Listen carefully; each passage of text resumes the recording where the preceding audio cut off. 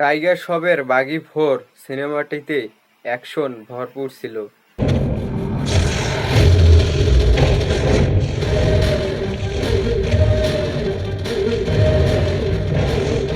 কিন্তু love story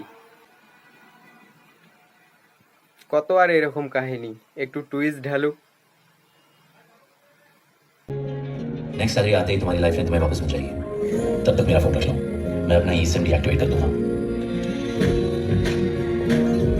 मेरे दिल की दावेदारी पक्की है, मेरे दिल की दावेदारी पक्की है।